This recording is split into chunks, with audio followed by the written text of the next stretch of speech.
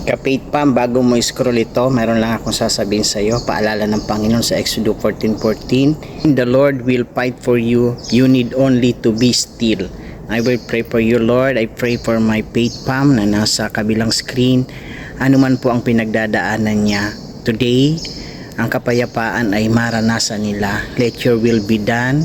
Turuan mo po silang tumigil at magtiwala kapag magulo ang paligid. Ipaalala mo po sa kanila na ikaw ang lumalaban para sa kanila. Bigyan mo po sila ng peace bang naghihintay sa inyong right time, Panginoon Lord God, para ipagkaloob yung kanilang mga panalangin.